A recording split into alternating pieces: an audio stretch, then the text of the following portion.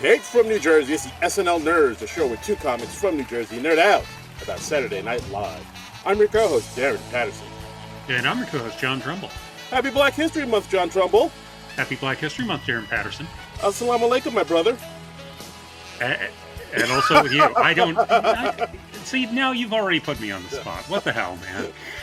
Making Trumbull feel awkward with my black slang is probably one of my favorite pastimes. Yeah, I mean, this is how we celebrate Black History Month here on the SNL Nerd Show. Yes. White awkwardness. Oh, God, it fuels me.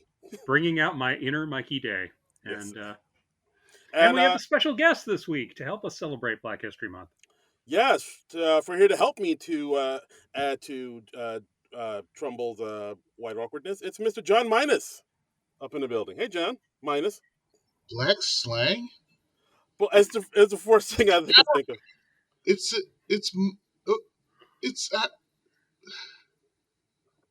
Arabic. That's not black slang. Well, okay. You're supposed to say "Walaikum assalam." Okay. All right. Well, what? Ooh, already. Minus, can we not have this conversation in front of the white people, please? You started it by calling another language black slang. Well, you're supposed to back me up, brother. Oh, come on. Back up you being wrong. God, where's the solidarity? Wrong. I'm not solid with wrong. I'm not solid. Come on, brother. What it is with your blood? You sound like Samuel Jackson in Secret Wars. This podcast getting off to a rocking start. Just right. It really is. It really is. Wow. Oh, God.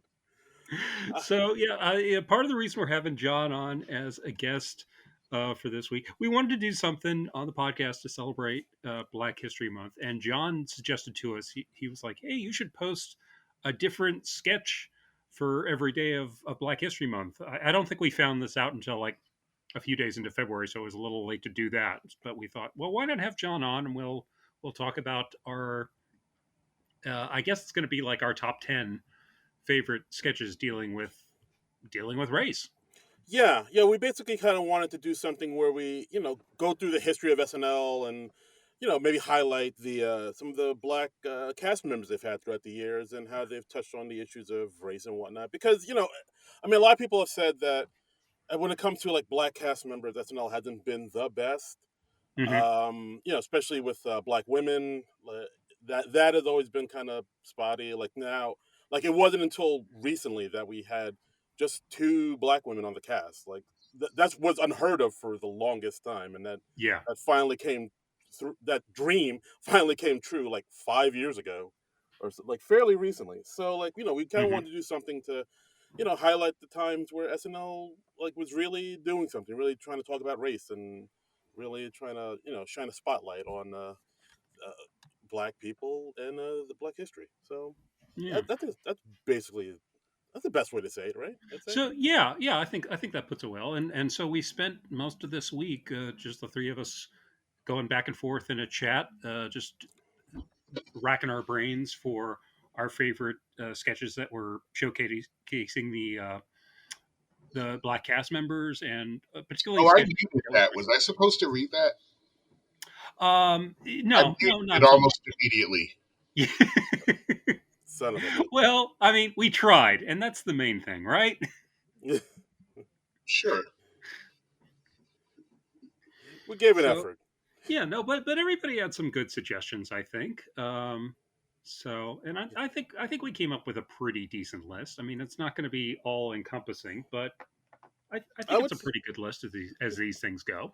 I would say so. I think we did pretty well. I still say we should have gotten a copy guy in there. Copy guy? What, Rob Schneider's? There's an argument to be made that was a black historical, but I was turned down again. Okay. Yeah, no. Let's not know. Okay. I veto that decision. Yeah. Sorry, Rob Schneider, black historian. I don't know, historic black leader. I guess you are Yeah. denied here on the SNL Nerds podcast. Yes. So, well, I don't know. I mean, do we want to talk more about the show in general, or do we want to just dive into the list? What do you guys want to do? We can mix it together, but let's just dive into the list. I know we decided to sort of start at the beginning Yeah, of we're like, going to present these in, I think, chronological order. I think I have them in chronological order. yeah. So, So I mean, we wanted to start off with I mean, the most infamous sketch in SNL history, the word association sketch. The seventh episode ever to air on SNL. It came out December 13th, 1975. The Richard Pryor hosted episode. yeah, this is one of those ones that you see pop up in all the best of shows, and it's a pretty simple sketch. It's a pretty short sketch. It's only like about 2.5 minutes. It's just Richard Pryor interviewing for a job with Chevy Chase. Chevy Chase does a word association test, and it kind of quickly goes over into slurs against black people. And Yeah, it just goes off into like almost a race war at some point. hmm hmm Like it starts off slow and innocent enough. Like if I say dog, you say tree. treat. Yeah. Okay. Yeah. Fast, slow, rain, snow, white, black, Yeah, bean, pie, Negro, whitey, tar baby. And it's at that point, that's the moment where you kind of see Pryor switch a little bit, saying like, what'd you say? yeah, What was that? I'm sorry. yeah, then Chevy repeats it, and then Richard Pryor says "au fait," which I think that's like an old school term, which I It haven't heard. is very old. Yeah, like I haven't. yeah. I've It's I've never heard it, but yeah. Well, you're not supposed to. Um, It's not meant for your ears, Trumbull. that's by design. Yeah. Uh, but yeah, it's it's pretty. Yeah, I guess that's my grandparents used to say that, but it's more even before that. Before them, I can't. I think it's another term for the devil. okay. Oh. Really do. Yeah, I think Ofe is another name for the devil. So he's Uh, basically saying like white devil, I guess, Hmm. well, or I just mean, not devil. so much. Yeah, I mean, it might be more the devil. I mean, like a lot of times it's pretty much you know either both. hmm Okay. Maybe we should try to bring back Au fait. Minus, should we Yeah, try this? I can do it. All right. You can handle. You can bust that I out in mean, the weekend. well, I mean, Twitter and Facebook keep like anytime you say anything about certain demographics, it blocks you, which is why we've had to put YT and actually the Oh. one that I like is I think 5F. Oh, what's that? Well, I actually know a lot about this stuff. Um, so apparently, car dealerships, when black people would come in, they would use the number code hmm for black because you know how like colors have number codes, Yeah. letter codes. They would use the letter and number code for black paint. Um, so certain people have started using the number code for white paint, which I believe is 5Fs. Hmm. Oh, interesting. Yeah, I didn't know that So because yeah, we need to start bringing this old stuff back to fool the algorithm. I remember for a while like we were using YPPO, WYPIPO when we were talking about what. I mean, they're gonna catch the algorithm catches up. So Yeah, 5F. All right, nice. So yeah, and also in the sketch, yeah, and it's basically like you said, Trumbull, where in the sketch it just kind of devolves into the two of them calling each other slurs. hmm Colored, redneck, junk. I didn't realize this until I rewatched it for this podcast. Like Chevy says Jungle Bunny twice I in this. noticed that too. Yeah, I'd never noticed that before. I was it's like, oh fun. wow, he circled back to that one. I was like, that's It's a so good one. There's It's so many. cheap. Yeah, I mean, there's so many others he could have said. Like like Porch Monkey or like Jigaboo, Moon cricket. Moon Cricket. That's a classic. A Wow, I've lot. never heard that A before. lot of them a lot of them just sound like Pokemon. They kind of do, don't they? They're kind of Yeah, adorable. yeah. Yeah, picking any. Yeah, I caught one. Catch them all. And And and they did. oh Yeah. God, oh Jesus, oh God, Wow. wow. Sad, sad face. Happy Black History Month, everybody. Yeah. Well, I Uh, mean, I it think one is. of my favorite moments though is Pryor is trying to keep up, but the truth is there just aren't as many slurs for white people as there are for black people, and at one point he says honky, and then Chevy Chase responds with with another one, and Richard Pryor just goes honky honky. Yes, Spade, honky honky, and Yeah. then my God, Mhm. Chevy drops the N word Yeah. to Richard Pryor's face, right to the face. Yeah. What if Chevy Chase was actually a decent, nice person before this Oh, sketch? I don't think there's much possibility of that. What if this was the moment that like broke, This and was this. he was like, "That felt good. That felt right." This was like his origin story. Yeah, it's his villain origin story. So like he does this, and then 40 years later on Community he tells Donald Glover people only think you're funny because you're black. Well, Wow. I mean, he was not liked before then. Yeah. But Yeah. I mean, Yeah. even spies like us, right? Hmm. Dan Aykroyd said he did. I don't think Dan Aykroyd's liked him for a long time. So It wouldn't shock me. Yeah. Yeah. But then again, Dan Aykroyd worked with him again in that movie, Nothing But Trouble. So he must have liked him on some level, right? I mean, how can you turn down that script? Oh sure, I mean that obviously was a winner. That Yeah. actually, no, that actually is a great movie. It's crazy as hell, and it takes place in New Jersey. So Yeah. I've never seen that actually, but Yeah. We've never talked. That's like a movie we've talked about doing on this podcast, but we've never actually pulled the cord and the actually movie's done it. insane for so many reasons: casting, story, Digital Underground. mhm. yeah, like casting. But Yeah. yeah, this is a great. It's a great sketch, and it's quick, and it's like maybe he's preparing him for the kind of workplace it is. I don't. I Yeah. mean, I think the performance from Richard Pryor is pretty amazing. I love at the end he's getting so agitated he's actually twitching. Yeah. The eye twitch is He's so pretty. I mean that takes it up, and then you have that great thing at the end where we find out he's actually interviewing for a janitor job, and Right. and Pryor's gotten so worked up and aggressive. He's kind of put Chevy in his place, and he's like, "You're going to get $15,000. You'll be the highest paid janitor ever." And I actually went to the inflation calculator to see what 15,000 in 1975 dollars was in today's money, and apparently it is $83,355.95. Oh damn. Okay. So yeah, Wow, that's so like sanitation worker money. All right. that's right, Nice. that's right. So But yeah, like I mean, I think I remember seeing this sketch for like years ago. You know, like when they showed old reruns of SNL on like hmm VH1 or Comedy Central. And the first time I saw it, I don't know if I totally got it. Like I laughed at the shock, like everybody, when uh huh, Chase, drops the N word, and of course Richard Price stares at him and says "dead honky," because like that's just hilarious. You even hear in the sketch, like the audience erupts in yeah, laughter yeah, from that line.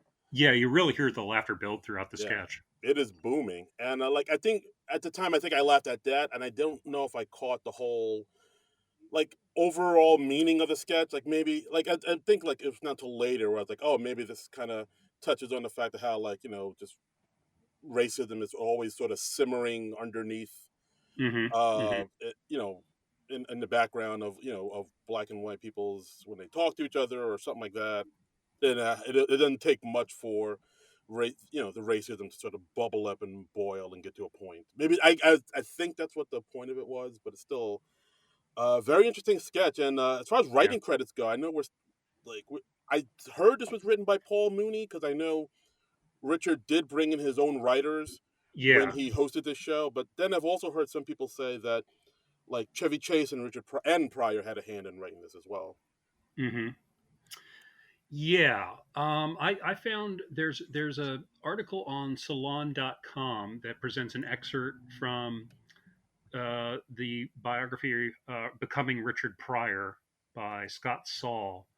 And according to Paul Mooney, who did a lot of writing for Pryor, he said this sketch was his response to how Lorne Michaels cross examined him. Like, how long have you been writing? How long have you been doing comedy? Mm. And he says, easiest sketch I ever wrote. All I do is bring out is what's going on beneath the surface of that interview with Lorne and the NBC execs in the Jai Alai green room. Hmm. Um, and he said, for Mooney, the sketch was an act of aggression against an NBC, one that allowed Richard to channel the ill will he felt towards his co-star, because supposedly Richard Pryor and Chevy Chase didn't get along. Shocker. Wow, Um, really? Chevy Chase was the doll baby, the darling of the discotheque with straight teeth, and Richard wanted to knock them out. Yeah, it's weird. Like again, I know we talked about this on the podcast, but like there was like a point where Chevy Chase was like the heartthrob dude for NBC that like NBC thought was going to be the guy, and Yeah, he was like the breakout star of yeah, SNL in the early years. and like he was like the beloved one by Hmm. everybody who didn't work with him apparently. Yeah, yeah. Um, and here's what Chase had to say. He said, Richard's attitude to it and my attitude towards it were one and the same. Um, While writing the sketch, Chase recalled asking Richard for as many slang words for white people as he could come up with. Richard hesitated and then realized that there were many more for African Americans than he could think of for whites, or for whiteys, excuse me. This was reflected in the sketch, and it was reflected of the lack of bigotry in the man. Um, I think it's more that because like I said, I think about this a lot. mhm. Uh, Slurs for white people. Um, I think most of the time we just curse them out, Yeah, Yeah, we say and the thing is, there's more slurs for individual white people, but a lot of those were come up with by other white people. uh huh. So like to us, like we don't like pick out like, oh, you Italian American, you are, and most of the time it's just like you mf'er or Hmm. those holes or it's more of a just because a lot of times when you're cursing at a person, it's more spontaneous and angry. You don't have time to be artistic about it. Yeah, But the number of slurs for black people, like I think there have been poets and artists and writers who have had salons and think tanks coming up with slurs for black people. They're downright artistic, and they get there's very creative. I will say, yeah, so many. So you yeah. see how like the hate is really like one sided. very much so. I mean, it seems like that the only, and I hesitate to even call them slurs. It seems like the only word for black people or for white people that has any bite to it is cracker.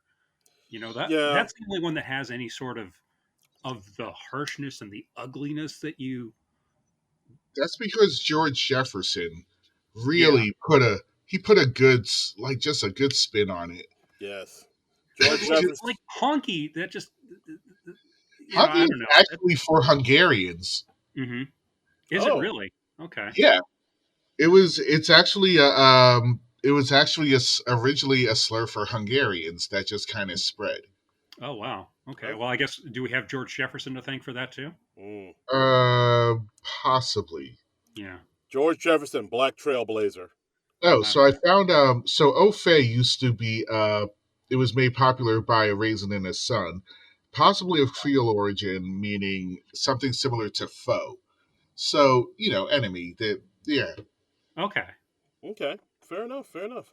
But yeah, I mean, word association sketch still hits. I Yeah. mean, my God, like half the words they said in the sketch, you can't even approach saying now. That's the other thing I find fascinating about this sketch is, they'll rerun it at best of shows and the anniversary shows and things like that, and they can't ever really censor it, even though a lot of that language isn't really allowed on TV anymore. Because if they ever did that, they would one be taking half the the teeth out of the sketch, and Yeah. two, just basically admitting, oh, you can't say these words on television anymore. So they kind of have to show it. If they're going to show it at all, they have to show it as is, or just admit that they're not as permissive these days. Yeah. So I Really find it great. fascinating in that regard. Yeah, no, it's a fascinating sketch. Like, of course, if you're a fan of SNL at all, you've seen that sketch, and I Hmm. highly recommend everybody check it out. Next up, let's talk about White Like Me. White Like Me. This is Uh, Eddie Murphy. When Eddie Murphy was on the show, became like the big star of the show at yeah, this point. this is when he came back to host the show. December Oh, 5th. okay. Yeah, December 15th, 1984. This was his. Yeah, this is when he came back to host the show, and he was in this pre-tape called "Why Like Me," written and directed by Andy Breckman, who was a SNL writer for a number of years, and he actually went on to create the TV show Monk with Tony Shalhoub. Oh, So, nice. yeah, yeah, and what? No, I'm just like, all right, that's I like to, something I expected to happen, but yeah, cool. I You just wouldn't watched you wouldn't I suspect just that watched the that Monk movie a couple of months ago. I still have to watch that. oh, Yeah. Andy Breckman wrote that too. All right. Cool. Yeah, yeah. I like to include a lot of little factoids for the people, just so it can be fun at parties. Yeah, exactly. I mean, I love a good Tony Shalhoub factoid. So. Yeah. So I mean, the premise of the sketch is pretty simple. It's Eddie Murphy talking to the camera, saying how this country is so divided, unlike now, Mhm. and how Yeah, yeah, we've worked it all out now. yeah, it's all good. And he talks about how people even said that there are two Americas. So like, well, I'm going to put that theory to the test and go a step further. I'm going to go undercover as a white person. So he gets into a makeup chair, and he studies how white people walk by watching a lot of Dynasty, Hmm. and how white people talk by reading a lot of Hallmark greeting cards. Yes. To my darling wife. Yeah. It's basically the white people voice that Eddie and Richard Pryor before him kind of made the blueprint for a lot of black comedians when they want to make fun of white people. Like, hello there, sir. How are you? Uh, and You I, ever meet somebody who actually does talk like that? oh, It's really hard to not laugh. Like, yeah, when you meet, like, a white person who actually is the white stereotype, it's like, whoa, wow, there you are. yes, guy There you wearing like, one. yeah, guy wearing like an LL Bean sweater. Like, hey, how you doing there, son? How do you do there? How are you there, chum? It's like, what? They really make you? I am so scared to say anything right now. uh, You're close. Yeah, yeah, okay. I'll take that. and yeah, so and I mean, of course, one of the biggest laughs that comes out is when Eddie Murphy comes out dressed as a white man, and he has Hmm. like those serial killer glasses, those wireframe glasses, straight white hair, and him walking down the street with his, like his butt all tight, and yeah, like and Which then is something that he observed when he was watching of Dynasty. course, as you Yeah. do, and of course, the first thing he does, like he goes to buy a newspaper at a stand. There's nobody else at the newspaper stand, and the guy behind the counter is like, "Hey, what are you doing? Just take the Just take, newspapers. There's just nobody take it. here. Yeah, Yeah, just take it. that's cool. Yeah. Uh, Now, what's this parodying? I know Black Like Me, but I've never actually seen it. oh. I don't. I'm not sure what it's parodying. I assume Well, it's. yeah, Yeah, I'm assuming it's just parroting Black Like Me, which was the oh god, I'm blanking on the name of the journalist who did that, but it was a white journalist who disguised himself as a black man and reported on his experiences. John Howard Griffin. Thank you. Yes. So, He disguised himself to pass as an African American man for 6 weeks in 1959 in the Deep South to report on life in the segregated society from the other side of the color line. Which, yikes! The South in 1959? No, thank you. yeah. I mean, that Doctor Who covered that. Doctor Who. Yeah, they did. 3 years ago, and it was hilarious Okay. because the thing is, they're all British, so they kept forgetting that what not even forgetting well, it was half forgetting and half they just didn't know how bad it was. Uh-huh. So they had the darkest. Well, Martha was pretty dark, but they had the darkest regular no. But the one guy who traveled there was dark as hell, like darker than either of us, and Mm. and, Wow. and the first thing that happens to him is like he had some white woman drops her handkerchief, and he's like, "Hey, miss, you dropped this," and the guy with her slaps the shit out of him. Oh god. Yeah, that does sound And hilarious. one of the other one is saying, "Oh wow, the past, this is great." How authentic. It was really authentic. Wow, you Um, can really see the racism. Ah, so cool. yeah. So you bring the so 1959 American South was pretty bad. And so this sketch is about somebody doing that in 1980s America, New Yes. York. And it's great because I think this is what we really think it is like to be white. It just must be like blue skies and lollipops. Yeah, people give you things like that's the one thing Eddie Murphy learned, or his realizations. Like, yeah, I learned when white people are alone, white people just give each other things for free. And another quick little fact. So the guy running the newsstand, the guy behind the counter, Jim Downey, Yeah, I recognized him. Yeah. SNL writer Jim Downey. We also see Eddie Murphy get on a bus. There's one other black person on the bus. That black guy gets off at a stop, so it's all white people. Once a black guy gets off at a stop, the bus driver's like, he's gone. They play some music and have a little party, and everybody dance and drinks on the bus. Yeah, There's they a pass out there's a cocktails. Yeah. there's a waitress, not a waitress, a flight attendant. There's a bus attendant. Yeah, Yeah. Yeah, like a cocktail waitress. Yeah. Bus attendants should be a thing. yeah. And of course, probably the funniest scene is when Eddie Murphy, as a white man, goes to the bank, goes to a loan officer asking for a loan, introduces himself as Mr. White, Hmm. and the loan officer he's talking to is a black man, and he says, "Look, Mr. White, we can't approve you for a loan. You have no ID, you have no background info. Like this isn't. We're not just giving people You have no money. collateral. Yeah, Yeah. no collateral."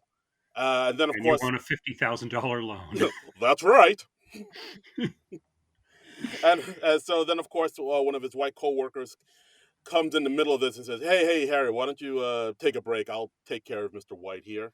So the black guy Harry leaves, and the white guy takes his place, and he says, "Well, that was a close one, wasn't it, Mister White? We don't need to deal with any of these formalities, do we?" And he just rips up the paper in front of him, and of Hmm. course Eddie Murphy drops the perfect line: "What a silly Negro." Yeah. I say Yeah. this about you, Darren, a lot. Yeah, Um, I get that. Not really to your face, but maybe I should, just because I feel bad. I feel bad saying it behind your back. So Yeah, who do you say it to? Just yourself or other a people? lot of time I mumble it to myself during mostly during your comedy sets. What a silly Negro. That sounds about right. Is there a particular bit of Darren's that inspires No, no, that? just the whole connection, the Yeah, Just his whole whole vibe. Okay. my whole yeah. demeanor, Yeah. basically. I get it. The thing is, like, a lot of times when white people I know, because I don't know successful white people, will be like, This is true. Yeah. where is all of this, privilege we're supposed to get? And the thing is, this does happen, like, basically, but it's mostly to rich white people. Yeah, Like, rich white people, like, they do get all this stuff. Like, they go to banks, they just throw money at them. yeah. Like if You it know, does, yeah. Like if you have like rich parents, or if you're like depending on what college you went to, if you're a part of a certain fraternity, or Hmm. like there are like people are getting away with shit, like and on it's not this even level. rich. It's more about the connections. Yeah, because Yeah. like if you like, we're all aspiring comedians, um, but we didn't go to Harvard. We're not. I mean, well, John is white, but like didn't go to Harvard. We didn't go to NYU. We're not Yeah. like connected. And those people in those spaces, it's just like once you're in, you don't need to actually be good at anything. It's Hmm. just about like you are in those all right spaces, and then life is easy for you. You can Yeah. just continue following upward. That's right. Yeah, exactly. Like this is like literally how it works. But if you're not in those spaces, then yeah, if you're white, it's not as easy for you. Like John, you should have went to Harvard. Uh, Mm, I mean, if I knew then what I know now, yeah, mm, I could have been working for Conan O'Brien's show. that's there's right. there is a lot. I mean, it's ridiculous how many like just pale like yogurt colored people Oh God. went to Harvard and are like all over the place. And it's the same. If you look at actors and actresses who went to NYU, like most Hmm. of them know each other. Yeah, So yeah, I mean, it is this is why they had affirmative action, because you can't break into these spaces without them being made to, forced to. So Yep. yeah, the whole bank thing is pretty accurate. I think hmm Yeah. that's what I imagine it's like. Yeah. Yeah. So if you got those connections and you want some money, just go to your loan officer. As long as you gotta make sure that they're white, and then you can get all the money you want. And yeah. there was also the very real thing about banks, doing predatory lending to minorities. It's just like it's all like when you're to be white must be amazing just for this stuff you Mm. don't get. It's, it's it's But the you best. can't miss what you don't have. That's Hmm. the problem. Like if you're a fish, you don't know you're in water, and if you're white, you don't notice you have privilege. That's Right, what the sketch right. is about. Wow. John, mine is getting deep. All right. And it's Yeah, pretty surface. Yeah, but yeah, I mean, overall, I really love this pre-tape. I think it's one of the best things SNL's done I mean, probably it's one ever. of Eddie Murphy's more famous bits. I'd kind of forgotten the ending of it, where at the end he's like, so white people out there, be careful because like the next white person you're buddying up to might be a black person in disguise, and we see all these other people in the makeup room that are all turning around. They've got It was very application. V They were very what? V or they live like Oh yeah, okay. Yeah, and I believe one of the guys in one of those makeup chairs was Eddie's brother Charlie Murphy, if I'm not Oh mistaken. really? Oh, I didn't spot him. I'll have to look again. I'm pretty sure he was in there. Pretty Hmm. sure. But yeah, I mean, I suggested we talk about this because it is one of my favorite sketches. I still remember seeing it for the first time and it just blowing my mind Yeah, I mean, about like it's definitely one of Eddie Murphy's signature bits from his time on the show. Even though it was like after he'd left the show and come back to host. yeah. But I mean, Eddie Murphy's time on the show had like, I mean, he was really. I mean, I know like younger people now don't really remember the importance of Eddie, but like I'm telling you, as a kid and grew up in the '80s, and like Eddie Murphy was a big deal. Like I mean, a lot of people credit him for quote unquote saving SNL because like after the original cast left and the new cast came in, they weren't vibing as well with the Hmm. audiences and like they weren't kind of finding their footing. And then once they found Eddie and he just kind of took off like a rocket ship and everybody, it kind of became the Eddie Murphy show, like a lot of people Yeah. say. And one of his favorite characters, one of my favorite characters, is Mr. Robinson's Neighborhood. And so I figured we'd talk about that. There was an episode or a sketch he did, Mr. Robinson's Neighborhood, The Puppet Show, on the October 17th episode, 1981, hosted by George Kennedy. Okay, so this is October 17th, 1981. This would have been the second Mr. Robinson Yes. appearance. When I was watching it, I was like, "Is this the first one?" It seems like it's kind of the first one because it seemed like he was introducing the premise a little more than normally. No, this Uh, is the second time he did it on the George Kennedy show. Musical guest Miles Davis. That still blows my mind that Miles Davis did this SNL. hmm, that's cool. Hmm. Yeah, and it's a how long this show's been on. yeah, and I mean, it's a pretty straightforward premise. It's just, Mr. Robinson. He's like, it's basically like Mr. Rogers in the projects, Yes. where yeah, he's more or less a squatter in a slum. He's dodging his landlord constantly. He comes in and he's doing the Mister Rogers thing where he's taking off his coat, putting on the sweater, changing his shoes into sneakers, and he talks about how his wife has left him, and he's like, "I'm so glad the bitch is gone." Yeah, the And landlord bangs on his door, and he goes, yeah, he walks over and says, "This is how you answer the door in my neighborhood, ladies, boys and girls. Who is it?" yeah, Which that always got a huge laugh out of me. I don't know why. It's just that voice change. Just, yeah, who yeah. is It's it? very funny. And then after his landlord leaves, he says, "My landlord's a scumbucket. Can you say scumbucket?" And he's got it on the board nearby.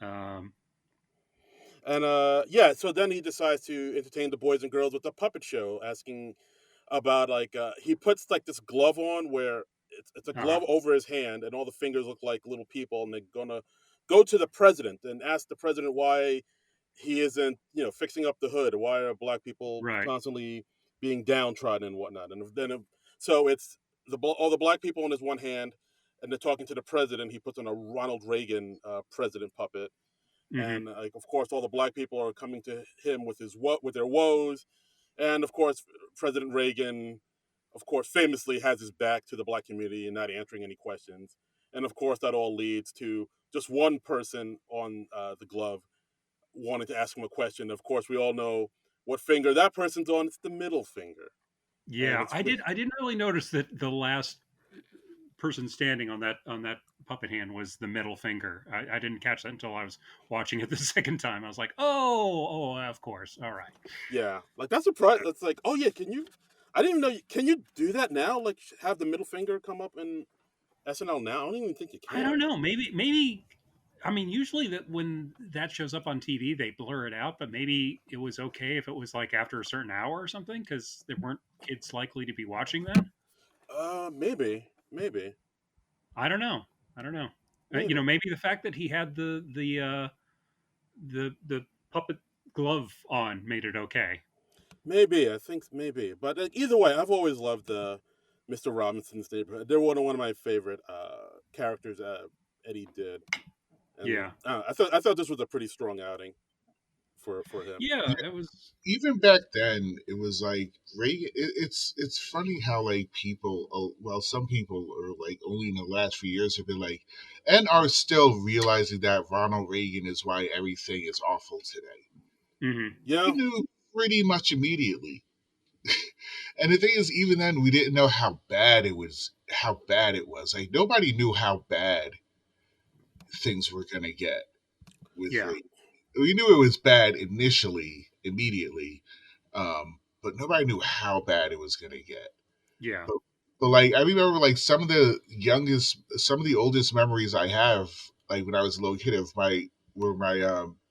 my parents and my aunts and my grandparents just talking about how evil Republicans are, and then of course I grew up and began to form my own opinions and realized that they were all right. They were completely and totally right. Hmm. like the deregulation of the FCC, the deregulation of the FAA, like all of that is what led to this. That's why, Firing all the air traffic controllers. yeah, Yeah, fire all, that's why you get on an airplane today and it's basically a bus station, because like we used to have standards. There used to be people who watched all this stuff. yeah.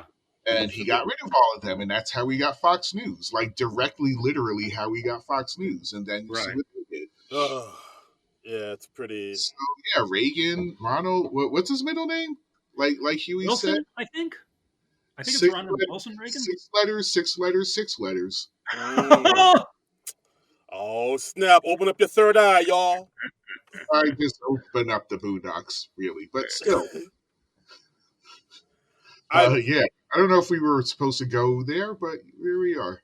If you can't now, when can you, man? uh oh, yeah, wow.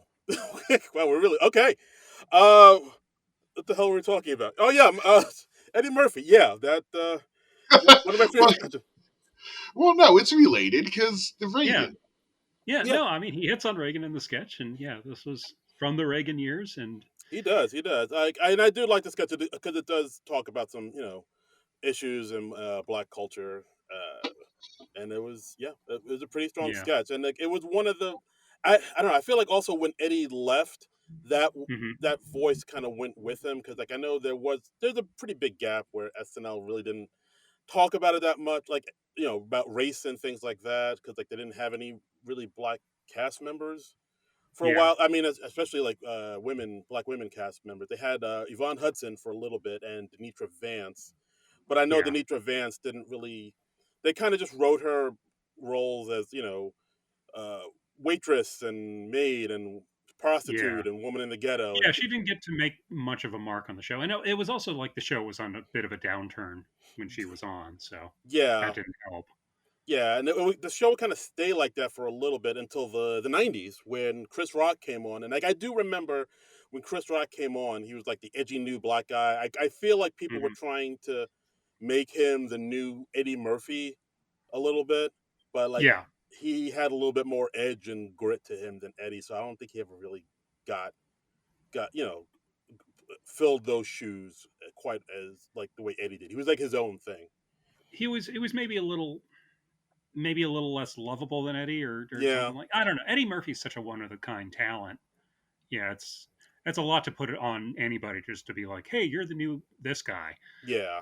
I mean, I know maybe they felt that way about also Tim Meadows too, who was also on the show. But yeah, like, but neither one of those guys really kind of filled those shoes. But they were their own Yeah, things, and one of the things that Completely not the same person. no, not at all, not at all. yeah, Tim Meadows is a Tim Meadows is a ladies' man kind of sketch guy. He's yeah, Yeah, like he's more his like real chill, yeah, he's completely different sense of humor. yeah, he's like yeah, more yeah, affable, I guess you could say. yeah, And but Chris Rock had more of an edge to him, and one of the edgy things he did on the SNL was his Nat X character, and yeah. one of well, the one we're going to talk about is the Dark Side with Nat X when he came back to host back in November 2nd, 1996. Yeah. What now? Why did you want to pick this NetX sketch in particular, Darren? Well, I've basically because like I think at this point, he when he came back to host, the character was more established.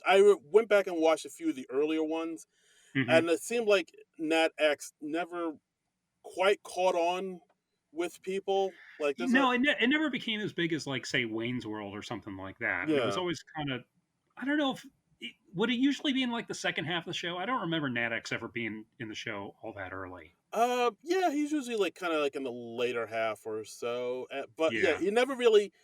I don't know. I feel like he caught on once Chris Rock came back and was like an established star, and then Hmm. people were like, "Oh yeah, NetX, we liked you," and I was like, not really." I mean, this was interesting because it was sort of a parody of like, a real militant black man. He has, a big fro. He's um and he's got like a late night talk show, but it's only 15 minutes because the man wouldn't let him have a full half hour. And he'd have a lot of people on the show to talk about race. I watched one of the older sketches where they had Victoria Jackson playing Latoya Jackson, Woo. and then Spike Lee, the real life Spike Lee, came on and made a cameo appearance. It was when it must have been from '91 or '92 because Spike Lee was promoting the Malcolm X movie, and yeah, that was interesting. That was an And interesting one. Yeah. yeah, and on this one, he's got Daryl Hammond coming on as Jesse Jackson, Mm. and you were like, yeah, Darren, I think you said, he's not in blackface, but it's close. Yeah, like his skin isn't totally blacked out, but it's definitely He's very tan. yes, a good tan. I think. And again, it's one of those things that they used to do back in the day where they just put like um, white cast members in blackface if they needed a black impression, and of course, Yeah, instead of hire an actual black person that could do the impression. right, I, right. the only reason it's Daryl Hammond. When I saw it, I was like, yeah, but it's Daryl Hammond. I don't know why I give him a pass, but he's just It's like not offensive when it's Daryl Hammond. Yes. yeah, he did everybody. He did a really good job. Yeah. That's true. I mean, it is a great impression, and I think it just came out of Daryl Hammond's stand-up act, and of course, he wasn't doing the makeup stuff on there. And on a show like SNL, they always try to make the person up to look like the real life person, but yeah, they wouldn't do that today. I don't think. I don't I think hope so. they wouldn't. Yeah, and like I will say, yeah, Harold does do a good impression. Like how his Jesse Jackson is just kind of free flowing, hibbity jibbity, rat a tat tat. Uh, Nat X, the band X, not the brand X, X Man, Nightcrawler, and Colossus. Hmm. Like little, just I mean, he's got Jackson's rhythms down, uh, and just his sort of verbal ticks, or the way his speeches would go, where um, yeah. yeah. Uh, And like something I really realized when I was researching this week, I was like, holy shit, SNL's done a lot of blackface over the years. Because yeah, I remember Jimmy Fallon being made up as Chris Rock once, and I What? remember that All right, that now came to light. that's not okay. Oh yeah, no, that came to light again a few years ago on Twitter or something, and I think Jimmy Fallon had to like kind of apologize for that. And yeah. I remember, Billy Crystal. He would do Sammy Davis Jr. and he Mm, was, fully made up. And like I said, I saw that previous It Nadex was sketch a where, different time. yeah, where Victoria Jackson was playing Latoya Jackson, and you watch these now and you're just like, yeah, I remember yeah, one. It might be a little hard to find, but where like Jan Hooks was playing Oprah Winfrey, and like she was wearing like really, yeah, but it was, like, yeah, I remember. I don't know what episode it was, but I know it's out there. But yeah, holy shit. it's yeah, it's like oh, we could just hire a black person to play this. Like nah, let's just pay. Let's not do anything that Let's, radical. let's just paint up hooks and put her out there.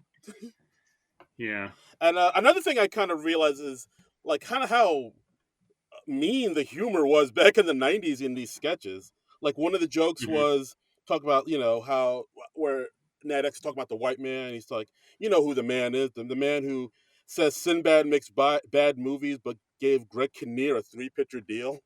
I was like, Yeah. what did Greg Kinnear do? Why are we attacking Kinnear? Caught us straight. Yeah. But Uh, isn't Uh, this whole see the thing is we were talking about like from his routine, isn't this whole sketch like literally just Chris Rock's stand up? well, the thing he does early on This where he's talking this about was in his stand I know this was in his stand up. Either this, this was in his stand up or he just took his stand up and made it this. yeah, the stuff about OJ, that's definitely from one of Chris Rock's specials, where he's like, if where he says OJ wasn't about race, it's about fame, and if OJ was white, he'd be Orenthal, the Yeah. bus driving murderer. yeah. Um, Yeah, no, and that is directly from Bring the Pain, for sure. Yeah, okay. I couldn't remember which special it was, but the other reason that sticks out to me is I was like, I don't think that's an opinion Nadex would have. Like Nadex would absolutely say it was about race. Yeah. I don't know. I don't like. It seemed more like Chris Rock's opinion than Nadex's opinion, so it This didn't thing quite would fit be for me. true to the spirit of the character.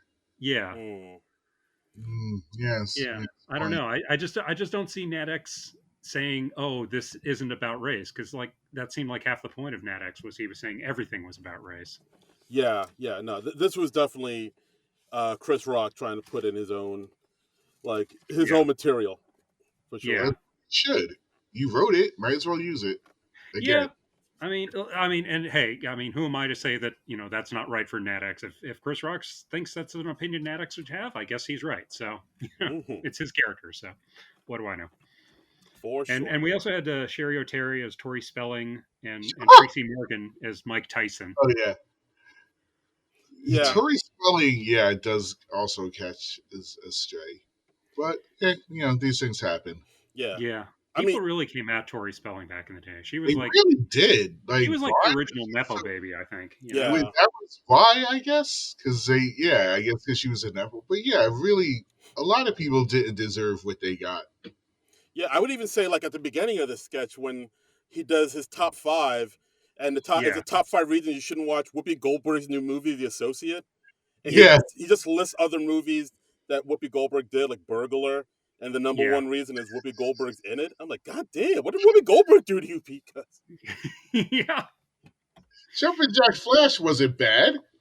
No, it wasn't. I mean, that was a pretty good. I haven't seen that in ages, but I remember that being a pretty entertaining movie. I don't think I've seen the others that they mentioned, but and she did have a lot of flops in the early '90s outside of Ghost. But Yeah.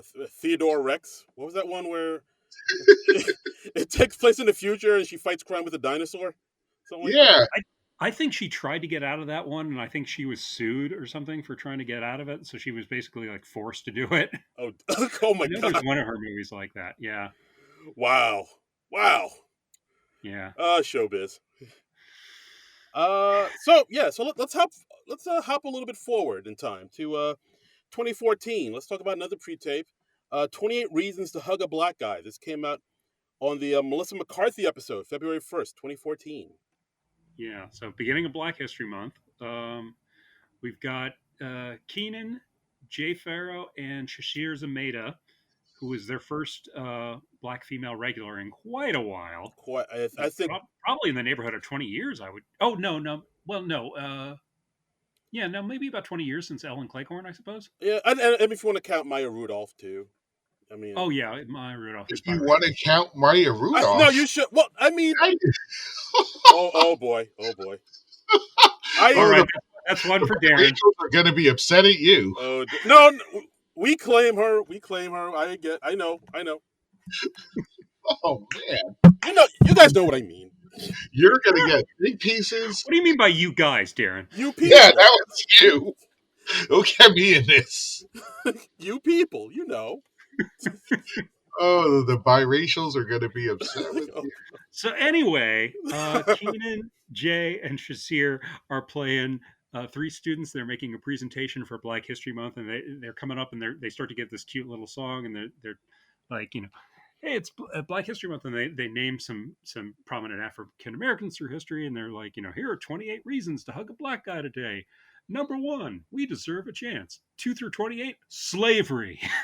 And then they just stop dead, and they let this awkward moment hang in the air. So funny. It's a great sketch, but hey, white people, we don't hate all of y'all. We love Michael McDonald and Daryl Hall. Yeah, which we do. We really do. What did Oates do to get excluded? I don't know. I think it's just funnier to just single out Daryl Hall. I don't know. Daryl, it fits the rhyme better. Yeah. And Daryl Hall, let's face it, he's the whiter of those two guys. He is, but we're cool with him. He's all right. Yeah. Yeah, Oates is very ethnic coded.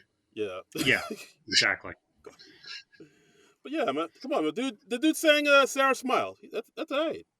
Yeah, exactly. No, but both of them are accepted. And Michael McDonald did a song with Patti LaBelle, and that's On My Own. Come on now. Yeah. But I like how it's just mining how easy it is to make white people uncomfortable when you confront them with these harsh realities, and every white person in the class is just like, Yeah. I also. Because America just can't seem to reconcile that little detail of history. Yeah. No. It even kind of shows that when like Bobby Moynihan stands up and he raps, it's like, hey, allow me to play devil's advocate. Yeah, I like that he's just trying to do an impromptu rap to show the other side. I hear what you're saying, and that's really allow me to play devil's advocate. And Kate McKinnon's like, just no. Please sit down. Sit down right now. I'm sorry. I'm so sorry. Why do people think that's a good idea? Why does anybody think that's a good thing? I don't know. Whatever alleviates the white guilt, I guess. It's pretty good on his own. Yeah, I mean, I just think that like Keenan, Jay, and Shashir are all really, really funny in this. And it's a catchy song too, and they're getting great support from Kate McKinnon, Bobby Moynihan, and Noel Wells, who are all just really awkward. Yeah. If Mikey Day had been in the cast yet, I think this was a little before he joined. He would have been in there somewhere, I'm sure. Oh, for sure. I feel like he would have been the one to play devil's advocate and yeah, I mean, he's like the default awkward white guy on the show now. So sure is. Yeah. But yeah, 28 Reasons to Hug a Black Guy. It's still holds up. Yeah. I still dig it. Still Yeah, holds I up, still you need know, it. still very funny. I mean, and it's just quick, in and out, 2 minutes 30 seconds, and it makes its point. It's yeah, and I love Kate McKinnon at the end going like, "Great song, very sorry again, very sorry." Yeah, just great stuff. So sorry. I think we need a little bit of that right now because now Mhm. there's lots of people like slavery wasn't that bad. We maybe we need the Oh sketch again, yeah, yeah, Yeah, I and that's like people like elected officials and people with yeah. big checks. I've yeah I've seen a few people on Twitter lately. I'm just like, oh, this person will go on the block list. This person will go on the block list. There's no point in even engaging with people Actually, like it's like all of these sketches need to be done again because that. we've Hmm. gone backwards as a society. we have. Yeah, Yeah, this. Oh boy, that was shit got real. Uh, hey, let's but talk there's about. still, there's still common ground to be had, which is a point that our next sketch makes, which is a very famous sketch. I think this was a very popular sketch, Black Jeopardy with Tom Hanks. Nice segue, my man. Yes. Thank you, From the thank you. from the Tom Hanks episode, October 22nd, 2016. Just a few short weeks before it all went to shit. Wow, Yep. wow. And this is Uh, this is also the episode that debuted one Mr. David S. Pumpkins as well. ooh, well, that's a good show for Tom Hanks, man. Good I show It for mean, that. is murder. like basically anytime Tom Hanks hosts SNL, you're pretty guaranteed a good show. I mean, because the guy's going to give it his all, and Absolutely. he's Yeah. But he's incredible. yeah, but like this sketch really, I remember this sketch really blew up. Like on especially social Hmm. media, people were sharing it. Think pieces were written about it. This one was written by Michael Che and Brian Tucker, and I mean it's really good. Like they've done the Black Yeah, Jeopardy sketches before. They yeah. did There are at least half a dozen of them, and they're generally very good. yeah, but Um, this one is exceptional. This one like yeah, stands out for sure. yeah. And yeah, We've this we got Keenan as the host. What's the host's name? I didn't write down his character name. oh shoot, Alex Treblack. It's not that. it should be though. It should be. It should I don't be. know if it was that one, but there's one of them where he introduces himself as Alex Treblack. Oh, that's funny. Okay. It's And like Daryl or Darrell or something like that. yeah, yeah, I think it is. I think it is. I forgot to write it down. And we've got Shashir Zameda and Leslie Jones as the regular contestants, and then we have Tom Hanks as Doug, who's like just this older guy, older Southern guy in a jean jacket, an American Eagle T-shirt, and he's got a great "Make America Great Again" red baseball cap, and he's like, "All right, get her done." and, Yeah, and they're all like, "You sure you got the right show, Doug?" And he's like, "Oh, I heard a guy could win a bit of money here, so let's do it." yeah, and I love this sketch because like as soon as you see the lineup of the contestants, like you're Hmm. kind of in the same mind frame as the black contestants and the host, where you're like, what is this guy? Why is he Right, here? What is he gonna say? This could be a right. problem. And I saw a couple other. It's a very common setup for the Black Jeopardy sketches. I saw they had one with Louis C.K. where he was, the white guy, but he was a professor of African American studies. There was one when The Elizabeth. funniest thing about that one with Louis C.K. is that he's a professor of African American Studies at BYU, which Oh, I'm sure when they were sitting down to write it, like what would be the funniest place for him to be? And BYU is Brigham Young. It's a Mormon school, right. Utah. So they're like, oh, that's got to be the whitest place. And then in the comments, there's all these people like, well, actually, there Uh were. huh. I had a black roommate at BYU, and I'm, Oh, you that's are funny. a liar. Mormon as anything. Mormons are super racist. I Yeah. there were not. Well, actually, recently, either last year or the year, I think it was even last year, there was this whole big thing at BYU about the students chanting the N words at visiting players at a basketball Oh game. wow. Oh Oh, great. you don't Oh say. well. Stay So classy, Brigham Young. it being BYU is the funniest. Was the funniest thing. Oh, that's funny. Yeah, he's like, are they gonna ask any questions about history? And they're like, shut up. Mm. But yeah, no, that was I like that one. I like the Drake one because he Yeah. kept insisting there were black people in other countries, and Keenan's And like, no, no, like there Canada. aren't. Yeah. Yeah.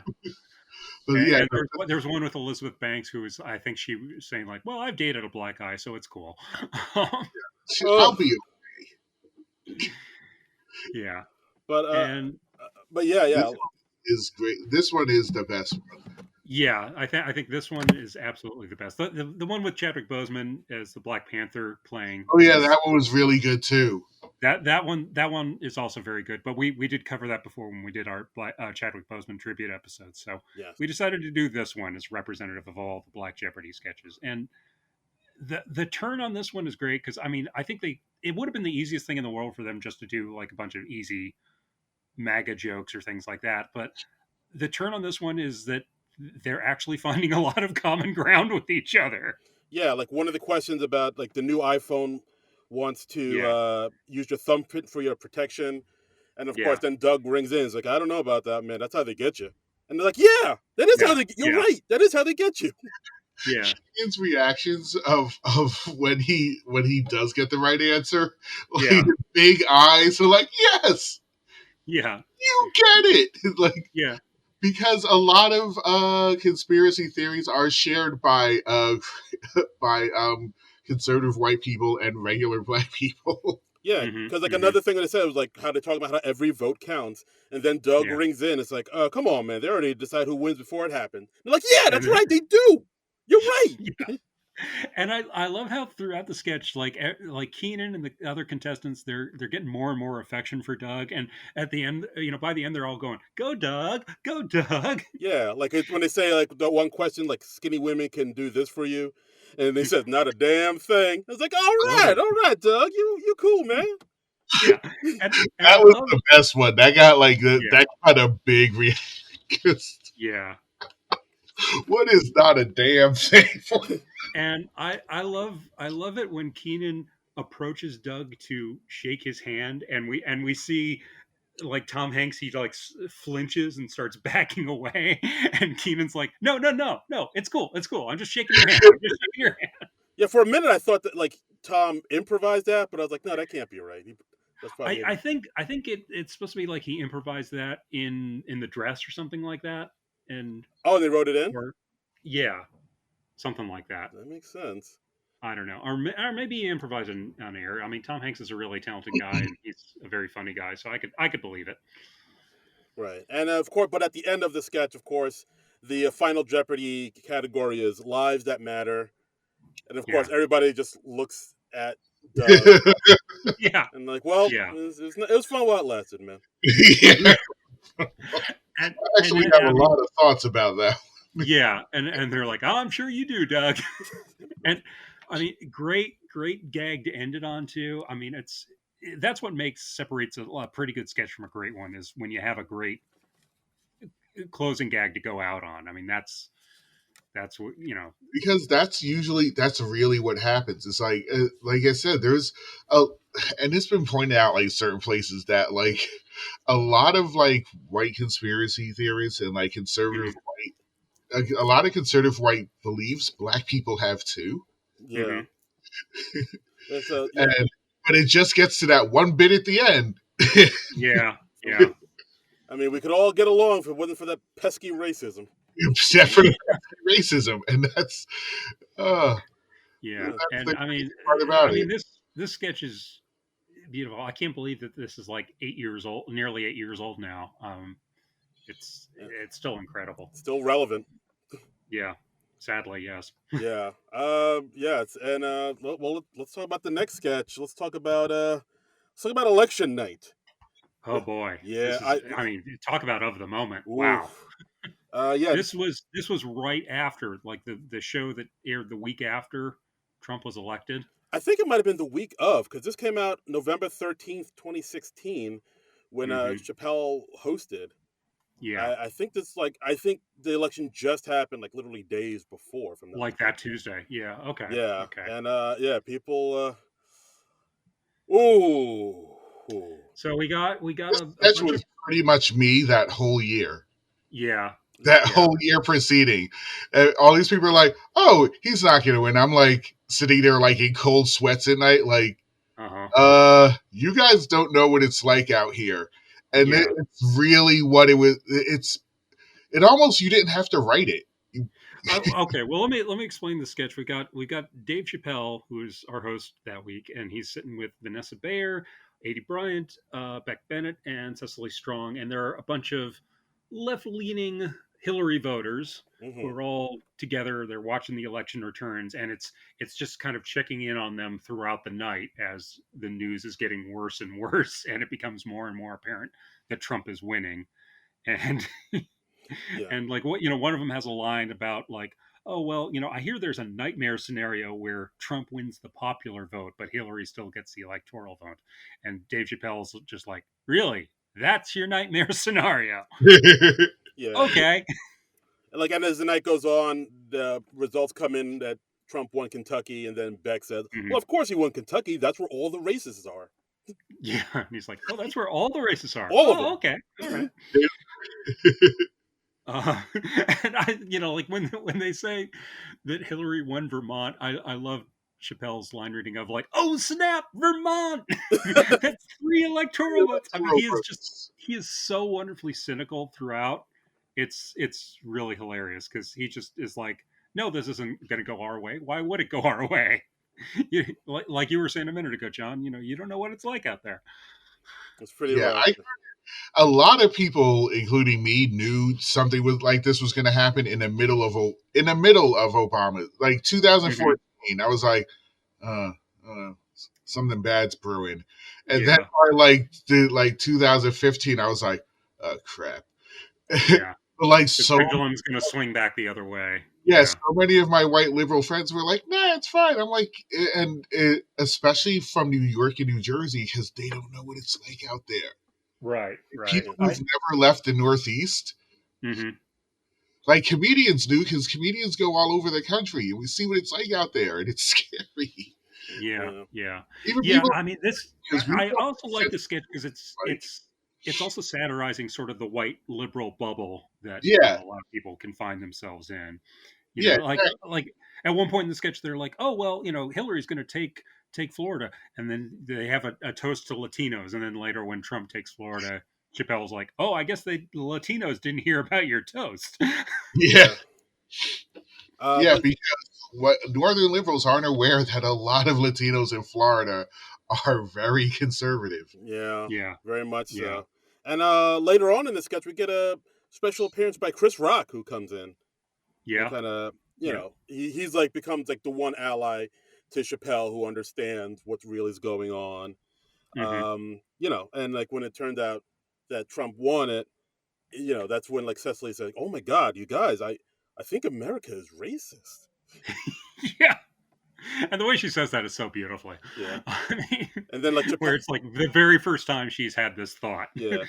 Again, that's what happened. And then Yeah, then Chappelle's like, "Oh yeah, I think my grandfather said something about that too, but he was a slave, so I don't know, whatever." yeah, yeah. And Chris Rock had a great line. He's like, I don't know what's going on with you people. Like, 55% of the country is women. If this country was 55 black, we would have so many black presidents. Flavor Flav would be president. Yeah, Yeah. And I did like that one line. Somebody said, "Well, what about the undocumented immigrants? What's going to happen to them?" And then Chappelle says, "Like, oh, they're not going anywhere. You people ain't trying to pick your own strawberries." and their confusion at the line. That's what. Uh-huh. Yeah, it really is more making fun of white liberals Oh than yeah, yeah. They're definitely the target of out the of sketch. touch. Yeah. Yeah. I mean, like towards the end of the sketch, Cecily's character says, "Do you know what it's like to be a woman in this country where you can't get ahead no matter what you do?" And Chappelle and Rock are both like, let's see if we can stretch our minds to imagine that." Hmm. yeah. This Uh, this sketch really, wow, it really hit. This one, oh it's got a lot of bite to it, yeah. and yeah, it's Written by Neil Brennan. I should point out. oh nice, nice. I love Neil Brennan. I mean, he was of course the co-creator and one of the big creative voices behind Chappelle's show. And I just rewatched his stand-up special, Women and Black Dudes, uh, on Paramount Plus this week. Oh, Still good. oh Very wow! funny guy. It's been a while since I've seen that one. I gotta check that out. Yeah, it's good. But election night it still holds up. I'd say, unfortunately. Still holds up. I think when we were discussing this in our group chat, John, you were like, "This one is just true." It's just what happened. It's just Yeah, All these people yeah, like, no, this is America, and the rest of us yeah, like sitting here like Donald Glover. This is America. yeah.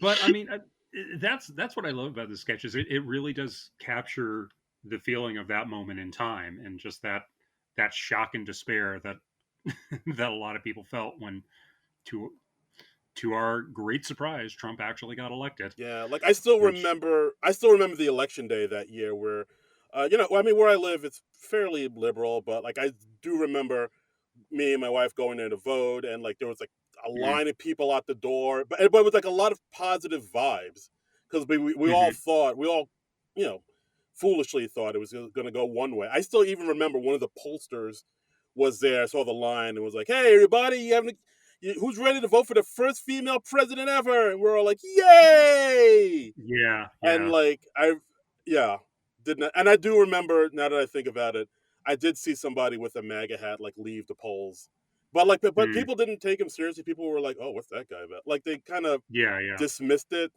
and uh and here we are. I mean, I honestly thought that was kind of the issue with Hillary as a candidate. Not that she was a bad candidate in and of herself, but I think just because the people who hated her so much that I knew they were going to mobilize against her, and Yeah, Yeah, that's kind of even why. because a lot of supposedly liberal people were like, hell, and it's like, I know. It's just like, oh, oh yeah, she's, like she just rubbed people the wrong way somehow. they hate Um, her. The white Yeah, people hate like him. the people who hate her so much, and that was why part of me was like, yeah, maybe we should have gone with somebody else in in uh, in that year. So yeah, Women, white women hated her. yeah, Yeah, yeah. If I lived in you would think a country that was majority female, you would think. you would think you would think. I don't know, but not so much. what you gonna do? Yeah. Hindsight twenty I'm twenty. glad that we got around to blaming women. Finally. Fine. I mean, I thought I mean, they've had an easy time of it for too long. Let's this face was it. going to be. Yeah. Yeah, it's like, women, what are you gonna do about this thing? Come on, clean up your mess. Uh, All right, on to the next sketch. sure. Black History Presentation. This is a sketch came out February 9th, 2019 on the Halsey hosted episode. Hmm. Another one for Black History Month. We've got Leslie Jones, Keenan, Ego, and Chris Red talking about Black History Month, and they're so proud to be continuing the tradition of so many African American performers from SNL, like Garrett Morris and Eddie Murphy, and Cleghorn uh, they mentioned. yeah, they mentioned Cleghorn.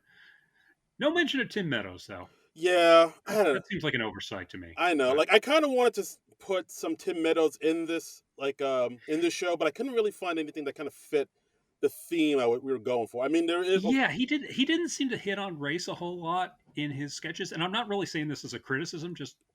I just don't think he did much. The closest I could think of was he had a sketch about, it was like he was a black talk show host, and he had a talk show that was like in the middle of the night, and the implication was that it was in the middle of the night because he was, nobody cared about black issues. Yeah, perspectives. The perspectives. Perspectives, yeah. Yeah, And I don't think I could find any of those online. It's kind of an obscure sketch. it kind of is. It was a recurring sketch. I remember Yeah, perspectives and like, but yeah, it never quite hit like the way he it did should do have. it a few times though. It was a very dry sort of sketch because it was like sort of, he was like a PBS type of talk show host, and so it had that sort of dryness to it. Yeah, So it wasn't an outrageous character like Nat X or something, or even the Ladies Man. yeah, it never had quite the bite. But although I loved Tim Meadows, I thought he was a fantastic sketch member, but or cast member. Underrated performer Yeah, on I SNL. would say Yeah, so. Absolutely. yeah, Yeah, he there was. was that week where he was on like 2 or 3 shows at once.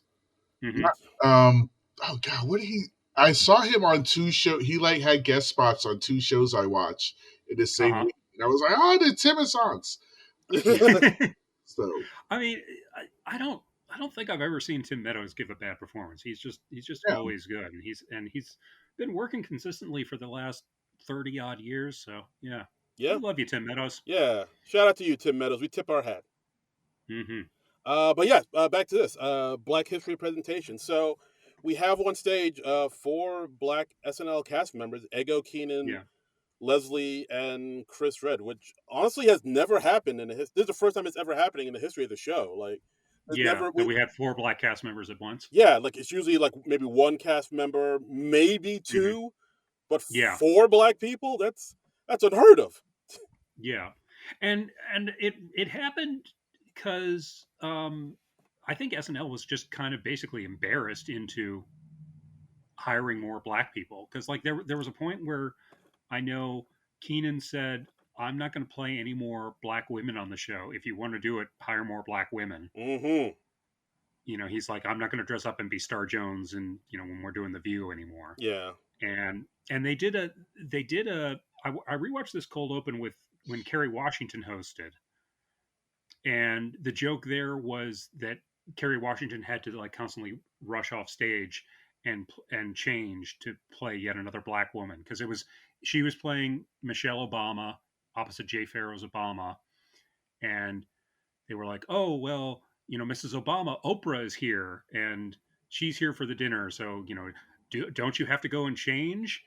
And then you know she runs off, and then she comes back in a different wig and a different dress as Oprah, and you know Kerry Washington's doing great. And then they have a scroll running up on the screen saying like, we here at SNL are aware of this problem and we look forward to addressing it in the future, unless we find another couple of white guys that we fall in love with.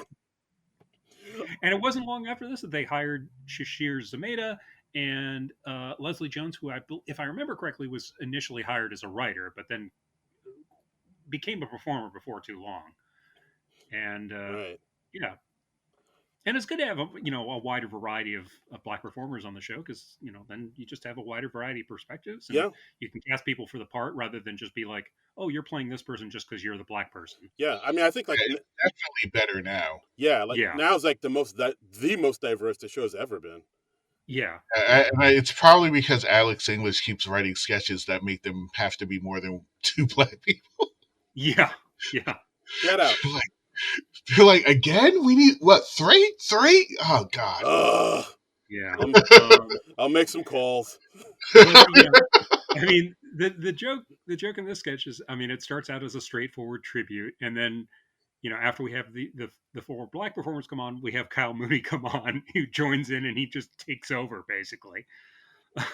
Yes, absolutely. Like so it's sort of like that Women's History Month sketch where Yeah, Beck and Kyle talk about, all the injustices that's happened to women and how yeah, all the things they've done in history, but like they kind of make it more about them. yeah. Um They're drowning out the actual female voices on stage with them. yes. Yeah, But yeah, so it's basically that. Like it's basically Kyle joining them on stage and then stepping in front of them to talking about, hey, what about all the black people that have made such great, contributions to this country, like Hattie yeah, McDaniels and Ella Gordon. And then like Beck comes on and says like Nina Simone, like basically names they Googled and yeah, memorized. yeah, yeah. Got to give him credit for memorizing them. I liked at one point when Kyle is going on and Chris Red just goes, "Oh, he crazy." Just Chris Red's read of that, it really got me.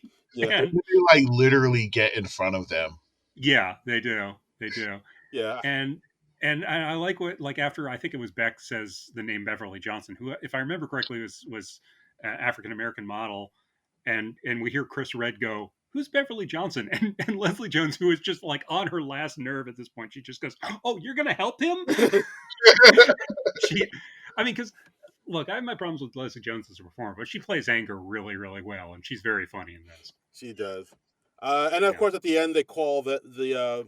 I think Leslie calls him out saying, "Listen, it just sounds like you memorized all these facts just to impress your black friends." And then, yeah, then Beck's like, "Oh my God, you hear? We have black friends." yeah, yeah,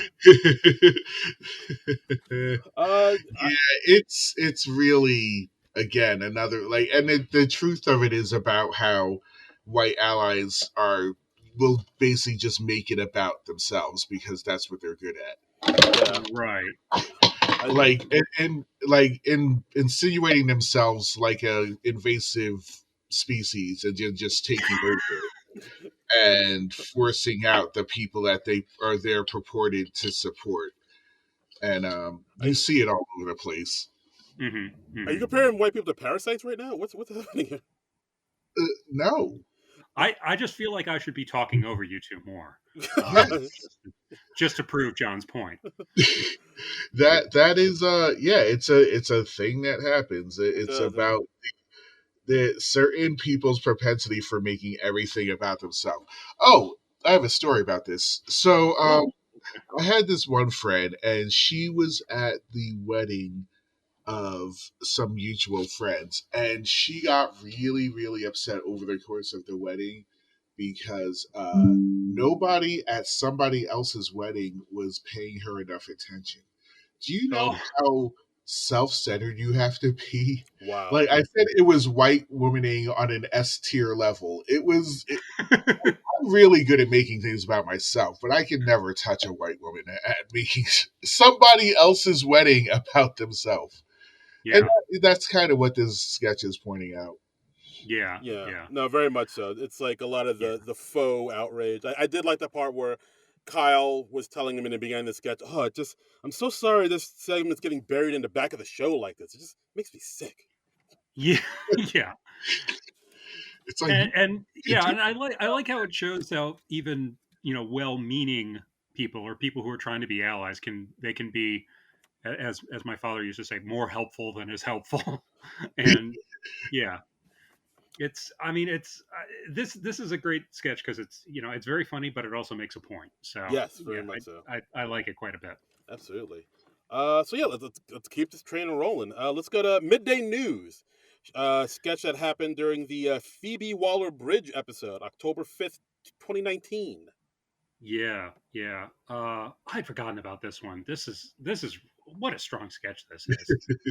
This was a good one. Well, we got Phoebe Waller-Bridge, Keenan, Ego, and Alex Moffat, and they're all sort of like morning news hosts. So they're all smiley and upbeat, and they're talking about a, a story, and and from the description of the crime, it sounds like it would have been a black perpetrator, but as soon as Phoebe Waller-Bridge says it's a white perpetrator, Ego just goes, "Love it!"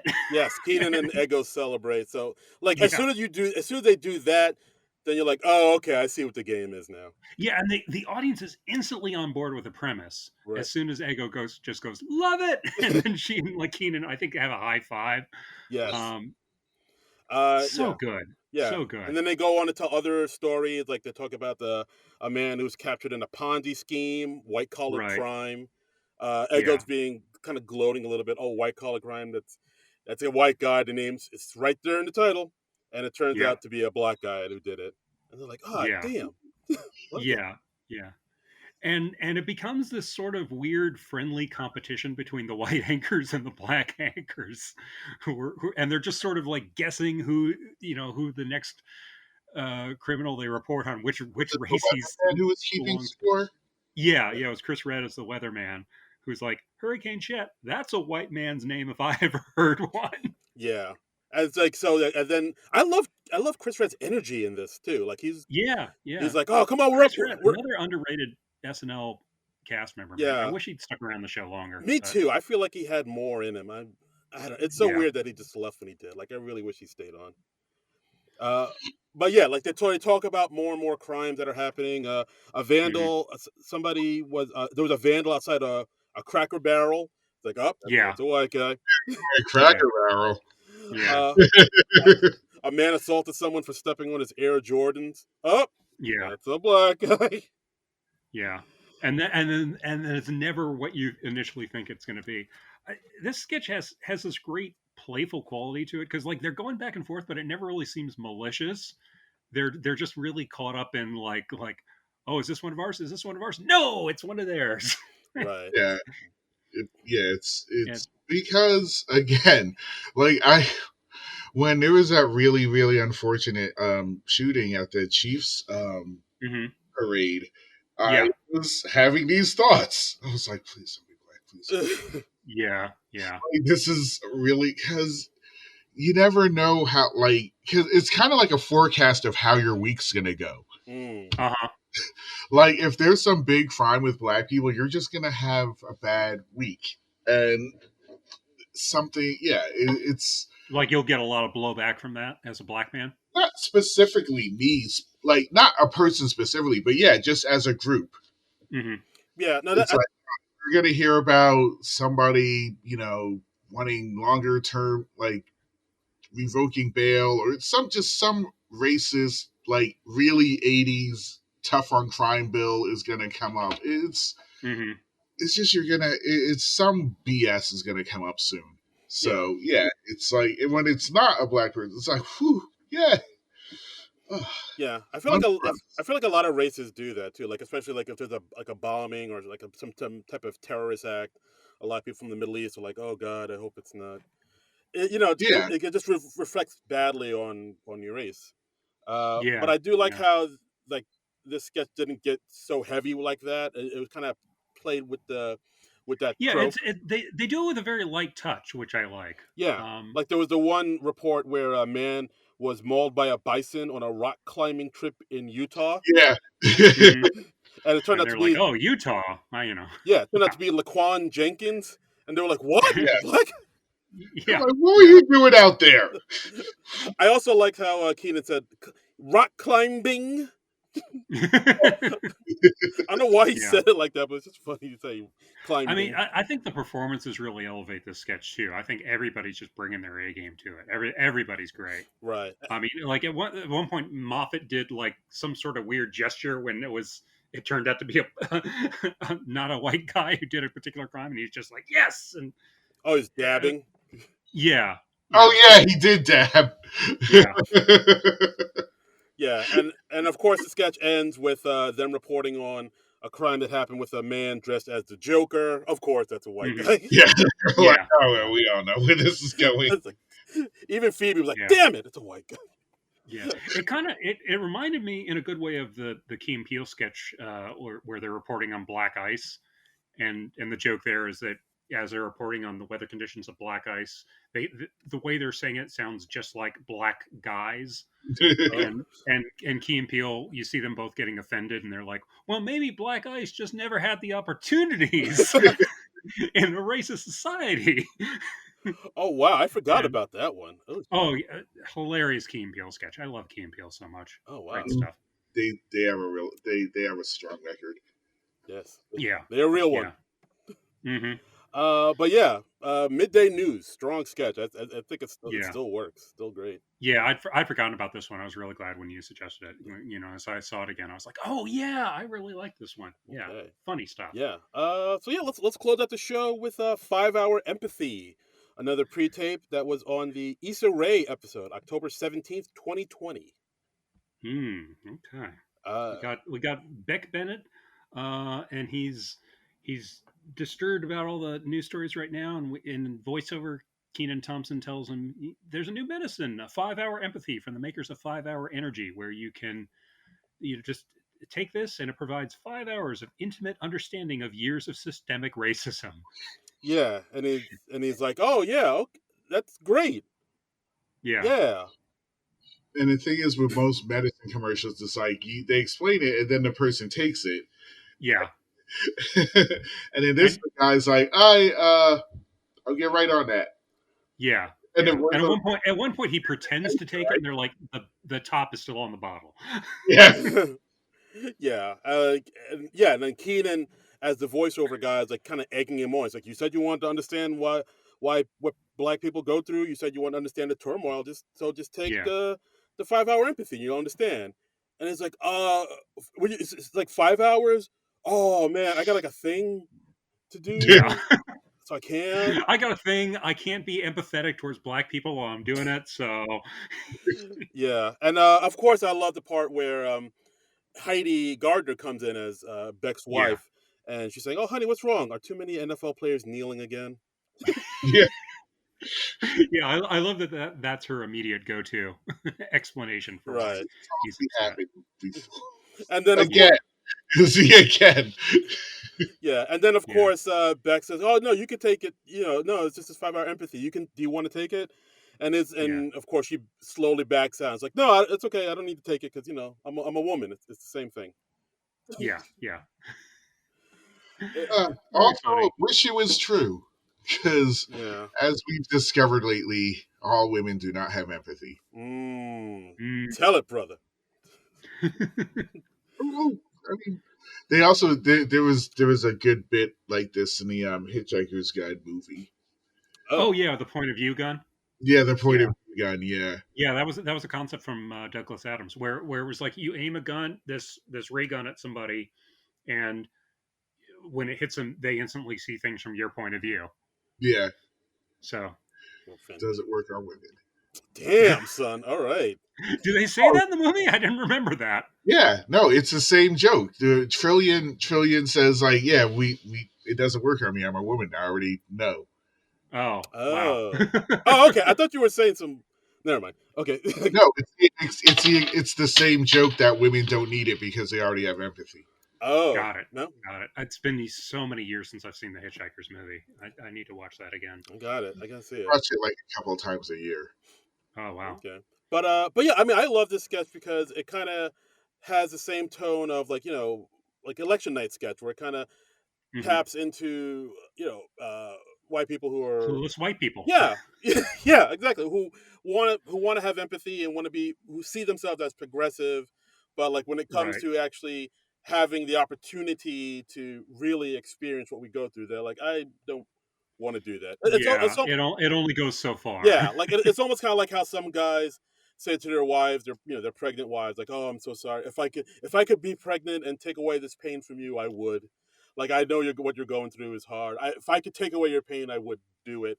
But ultimately, that's kind of like an empty gesture in a way, Yeah, because like yeah, because it's. I mean, like in your gut, you're privileged, and yeah, you don't want to see the stark reality of that. no, you do not. And I do Yeah. like how Beck's like, hey, no, they fired Uncle Ben, so we're all good, right? Yeah, yeah, because yeah, a lot of people are like, yeah, it was square. Racism. Racist, Racism solved. all done. All done. Uh, Yep. done and good. For the record, I would not be pregnant if I could be. I don't think most do. Yeah. Yeah, No, I couldn't do that. yeah. No. Dodge that bullet. That's just the worst. Yep. We are the worst. Men are the worst. Yes. And that's the episode. On that note, guys. Wait, how'd that get on us? Ah, well, you know, it's fine. it's fine. Yeah, that's the episode. Thanks again for listening. As always, you can Yeah. follow us on our on the Twitter, because we refuse to call it X, at SNL Nerd Show. You can follow me on all social media at Darren Credible, DARIN Credible. And Yeah. thanks to Mr. John Minus for joining us, sir. Thank you so much. Yeah. Yes, thank you for having me. Yeah. John, where can people follow you on the socials?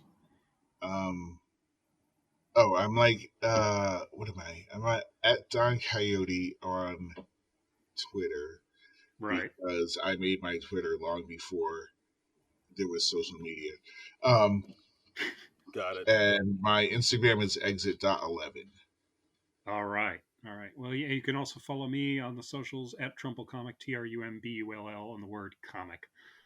And yeah, thanks for listening to this. We also, I If think, well, you, also, I just remembered, didn't we also get like a few people on the Twitter chiming in about this? yeah, I was going to say, yeah, some people suggested some other sketches that we didn't do, um, but really, it's just these 10. Okay. Um, You don't need to watch any others. Yeah. no, no. Yeah. I mean, I mean, you watch these 10, you understand everything about race in America. yeah. I don't know. Well, I mean, maybe we could just talk in general. Like, I mean, how well do you guys think SNL? How good of a job does SNL do addressing issues of race and things like that? Are they doing better than they used to?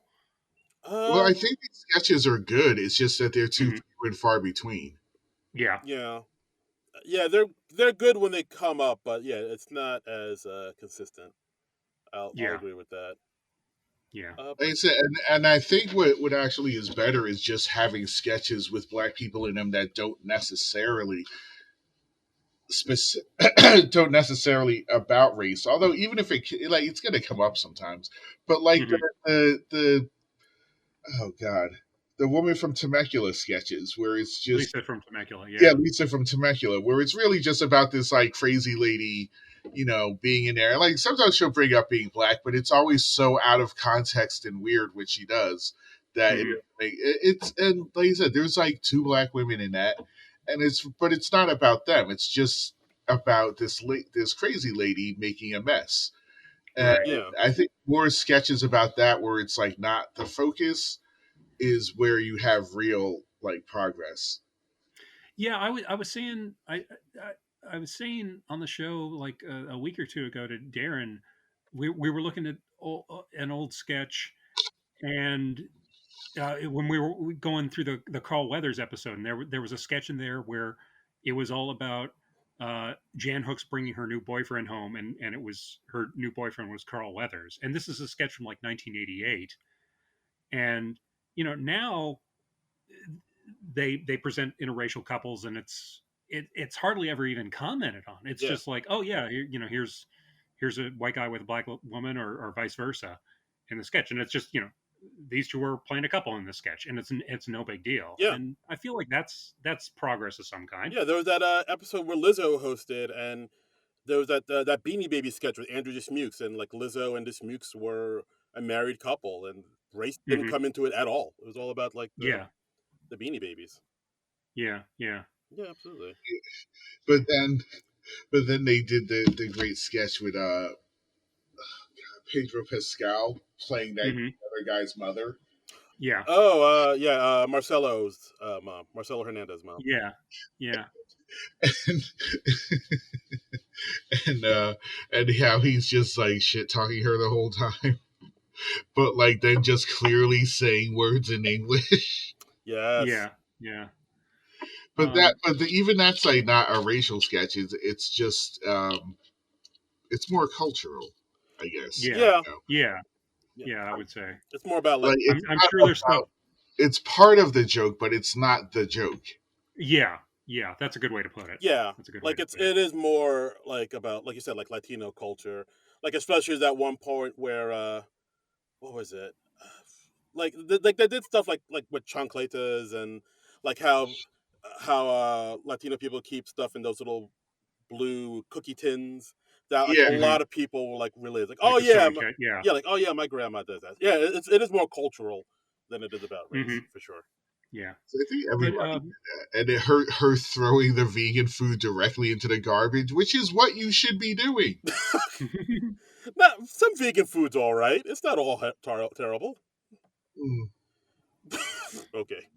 anyway, we did have some suggestions for other sketches. Let's see. Our friend Boardman Gets Paid said suggested the black bank getting robbed. Yeah, that's a sketch we considered. That had Dana Carvey and I think it was David Spade as two bank robbers, Uh and they were. oh yeah no that was Dana Carvey and the host I believe was Jason Priestley if I'm not mistaken. Oh yeah, yeah, that's right. It was Jason Priestley. Yeah, um, and they're robbing a bank in a black neighborhood, and they're like, "Oh no, we didn't pick this because it's the black bank. It's just like you have the worst security and, and all that." And they're kind of trying to prove that they're not racist, Yeah. that the robbery's not racially motivated. It was cute. I didn't think it was exceptional though. So Okay. yeah, Uh he says the MLK Day Off sketch. I don't think I remember that one. that Do you is remember? from the Jeff Daniels episode. Oh, okay. Oh, yes. Oh, yeah. We did watch that one. Yeah, Um, like it's like two white coworkers had MLK Day off, and they're like, "Oh mhm, yeah, I'll probably just stay home and watch cartoons or whatever." And then right. Tim Meadows, Yeah, because this was like right around the time that Martin Luther King Day became a national holiday that people got off for the first time, which happened in like the mid to the late '80s, I believe. yeah, I think so, I believe so, like Yeah. around that time. And yeah, they just wanted to like use the day to goof off, but Tim Meadows, their black coworker, invited them to like a black some black concert about the Hmm. history of black people and whatnot. They were like, oh, Yeah, yeah. and It was like this very dry, boring. Oh, it was going to be a selection of a reading of Martin Luther King's speeches, yes, and and then at the turn at the end was we find out that Tim Meadows was actually just doing all this to just scam free stuff off of guilty white people. right. So Black they're like, excellence, here, take this laptop. black excellence, people. Yeah. Tim Meadows, the Uh, entrepreneur. and lastly, Boardman says, and the one that I think is the most important to modern SNL is the Kerry Washington having to play three black women in one sketch because they didn't have any. Mm. Yeah, when we talked about that a little earlier. Yeah, yeah. I forgot about that one. Yeah, not ready for primetime podcast mentioned the Black Perspective, the one Hmm. Tim Meadows one. Oh, Drew S. Rod talks about the Jason Alexander one with the black coworkers, which we talked about, but I think ultimately decided not to go with. Yeah, we considered that one. John, I think this was another one you said like, yeah, this one's just true, if I remember correctly, and where it was like Jason Alexander, he's coming into a restaurant, he's just been hired at this company, he's meeting a bunch of his black coworkers, and the gag is that Tim Meadows' character gets up and leaves, and then Chris Rock's character sits down, or vice versa. I forget which it was. And Jason Alexander, because he's just met these people, he's mistaking one of the black guys for the other. Yeah, and the And Oh, I said it's true for me because I mostly identify people by hair and like glasses or mhm. watches or Yeah, shoes and stuff like that. And if you change any of those, then I don't know who you are anymore. yeah, because at one point, like uh, Chris Rock's character says to Tim Meadows, or vice versa, he's like, "Hey, I really like that hat and those glasses you're wearing. Can I try them on?" And he tries them on, so it kind of adds to Jason Alexander mistaking him. right, Yeah, they It was, start really messing with him. yeah, yeah, Like, hey, exactly. I'm gonna shave this D into the back here. Yeah, that was yeah, weird. It's like, oh, yeah, I'll lay down for a nap now, and then of course, Jason Alexander sees the D shaved in the back of the head, and he thinks it's Chris Rock, but it's actually Ellen Cleghorn, and he gets yeah. offended. And then it ends with like I think Jason make talking to the camera, saying, "Hey, because I think this episode came out around the time of the riots, the LA riots, if I'm not mistaken." Yeah. Drew says it was from 1993, so that would have been like a few months after the riots, Yeah, so it's like Jason assuming Alexander. he's accurate. Yeah, so it's like Jason I Alexander think saying, "Hey, I know." I 95, but uh, maybe Maybe it was or like 94 because they did. No, they were 92. When did they I come? mean, if we're talking about like after the Rodney King verdict, Oh, those ones. Oh, okay, yeah. yeah, right, and so basically the sketch ends with Jason Alexander talking to the camera, saying, "Hey, I know things are tense racially right now, but please, we need to remember to come together, and please don't hurt me or steal any of my stuff." yeah. Jason Alexander, who is from where I live. Well, sort of. Oh, he's from Jersey? Yeah, I didn't know that. Huh. yeah. He's Jewish and from the very Jewish part of Essex County, Oh, Hmm, Lahio. Livingston, Livingston and West Orange. Okay. okay. All right. There we Doesn't go. he feel like he's from New Jersey? He feels like he's from New Jersey. I'm gonna He's look. got a bit of that vibe. Yeah. I guess I never thought where he's from. I didn't think Jersey about it. All right. Thought he just sprung fully formed Yes. from from Zeus's stomach or something. I do not think that Jason Alexander existed before he did that uh, McBLT commercial or DLT. He was not born of woman. He sprang Yeah. from Athena's head or something. Yes. Wow. Yeah. Sure enough. Yeah. He was born in Newark, grew up in Maplewood and Livingston, New Jersey. All right. Graduated Livingston High School. Huh.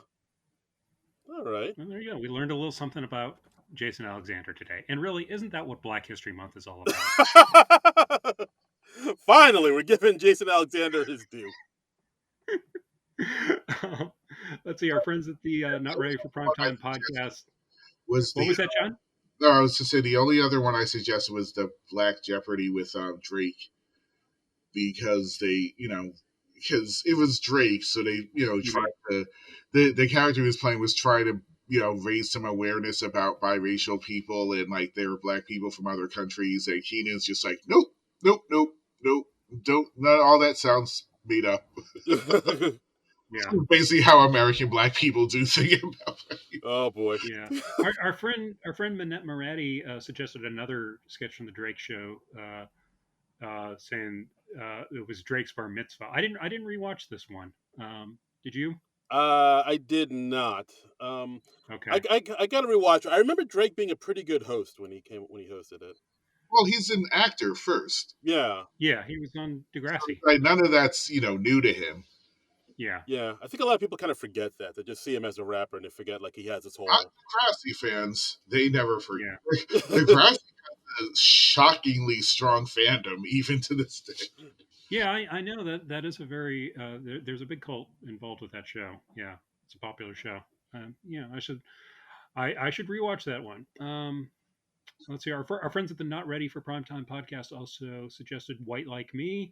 They say totally. Also, Richard, I think they mean Richard Pryor, has a precursor to that when he hosted with the Looks at Books sketch, which Ooh. I don't think that's one that I remember. Do either of you remember that one from the Richard Pryor show in '75?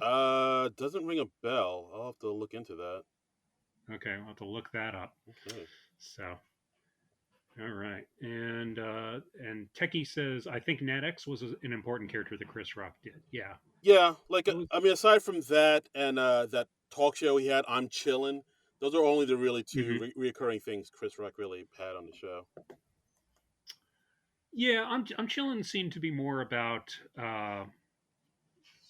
rap culture than Yeah, black culture in particular, though. I would say, right? yeah, no, absolutely, absolutely. I mean, not that there's not overlap there, but But A yeah, little. yeah, just a tad. a little bit. Some slight overlap, but otherwise, no. They're two different words. Yeah. Yes. Absolutely. Yeah. So that's it. I think we've comprehensively covered the entire black experience. Is there anything more to be said? I don't. I don't think so. I think it was mostly covered by SNL, really. Yeah, Yeah. I think we did it. So yeah, I think we've done it. We've solved racism, people. we did it. You're welcome, America. Yay! Yeah. So yeah, join us next time when we SNL comes back. Yeah, and with racism solved, what a great time to bring in the next host. I still can't believe they're doing this, but yeah, on next SNL episode, hosted by Shane Gillis, musical guest 21 Savage. Yep, This is Shane Gillis. yeah. Shane Gillis. He was announced as a cast member of SNL, and he was going to start with He was going to start in 2019. 2019 because it wasn't long after we started this podcast. Yeah, he was supposed to come on with Bowen and Chloe Fineman. Right.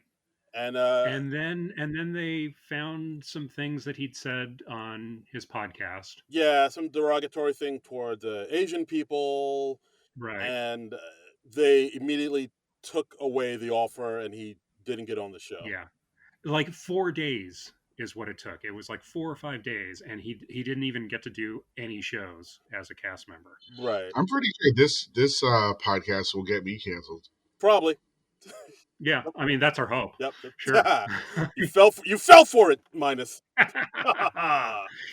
Sucker.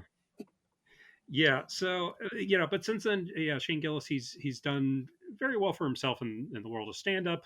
He's had like a Netflix special. He has another special. It's on YouTube. I checked that out the other week. Yeah, he's appeared on like Rogan. I think he's friends with Chappelle too. So he does have a big following, a big audience. It's a little weird because like I think the audience he has is kind of like that right leaning trolly Snyder Bros type of audience. But from what I've heard in his stand up, he's not that. He's not like one of these. Oh, you can't. Everything's all woke, cancel culture shit. Like he's more. Yeah, no, I watched his YouTube special. There wasn't a whole lot of political stuff in it, honestly. Yeah, so it's weird. Yeah, it's like that audience has kind of claimed him, but he's not that. Yeah, that happens. That does happen. Like sometimes it seems like people wake up and it's like, what? Why are you here? And yeah, I mean, honestly, yeah, I don't know if he got a bum rap or not. And even Oh, if he you know did what it say, is? They always flock to people who have been quote unquote canceled. Mm. yeah, So like, like you mean SNL does? no, that fan base. Oh, okay, I see what you're saying. Yes, Yeah, that kind of alt right fan. Yeah, yeah, they like adopting people who have said controversial things or inappropriate things, or yeah, Yeah. because then they can claim that they're being persecuted. Yeah. yeah. Um, So that's probably why they just show yeah, up in your mentions. and I don't know. I don't know if Shane Gillis got a bum rap or not. I don't think it's the worst thing in the world that he's getting a chance to host. Yeah, like I kind of liken this to when they had like Andrew Dice Clay on the host, where Uh huh. like another comedian who said some things that a lot of people don't agree with. Of course, Yeah, famously Nora Dunn was up in arms over it. Uh, yeah. She boycotted that yeah, show. and then Yeah, she ended up leaving. So yeah. like I kind of see it like that. Like, well, I don't know. We'll see what happens with the show. It's going to be fascinating. I mean, they got to address it just right up top. Like if they, I feel like he's got to address it during the monologue. I yeah, mean, that's the place for it. it'd be. Although I wouldn't be angry if they did a whole cold open about it, just so they could talk about it, and then in the monologue he could just like do his jokes and like whatever, like just address it like literally the first thing you see on the show. They address it and talk about it. I feel like if they did it in the cold open, it might be a little too inside baseball for the cold open. You know, especially with like the stuff in the news with with the judgments against Trump. I feel like the cold open's got to deal with that. Mm. Yeah, Um, because like honestly, most people don't know or care about these things. yeah, Yeah. yeah, Like people who aren't terminally online do not.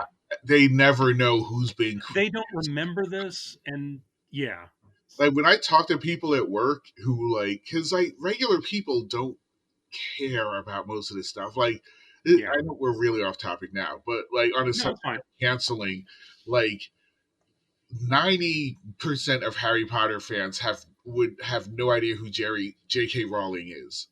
Hmm. Mm. Wouldn't know her on the street. Like they have no idea who wrote the books, and they don't care.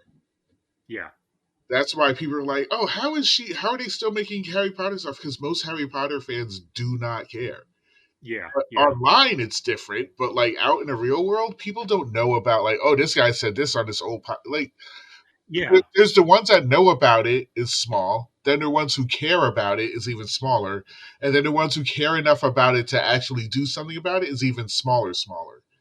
yeah. So That's a like, good point. to lead with it, but I guess they do have to address it because all the people who write think pieces know about it. Yeah. Yeah, yeah, So So all the people who are going to make a lot of noise about it, but like the average person watching it isn't going to know about it.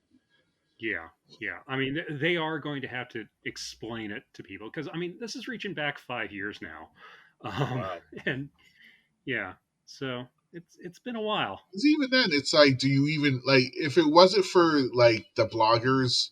People still blog. If it wasn't for like the bloggers, like they wouldn't have to address it at all. If this was 15 years ago, 20 years ago, like it wouldn't matter. Hmm. Yeah, Yeah. If Fair it enough. was 20 years ago, he wouldn't have been canceled. Like yeah, nobody. true. Yeah, there wasn't Twitter, but you know that whatever his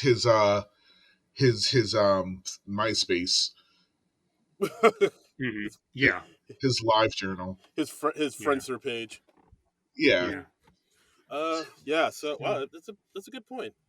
So yeah, next episode, check us out, guys. Shane Gillis and 21 Savage. 21, 21, 21. yeah.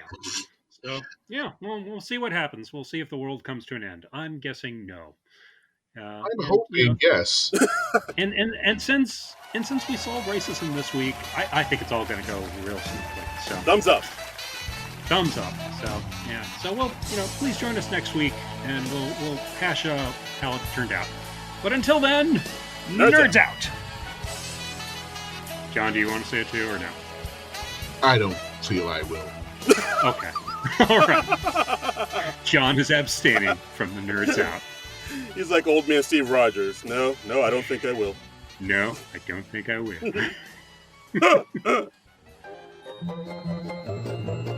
This has been a non-productive media presentation. Executive producer Frank Hablawi. This program and many others like it on the Non-Productive Network is distributed under a Creative Commons Attribution Non-Commercial No Derivatives license. Please share it, but ask before trying to change it or sell it. For more information, visit non-productive.com.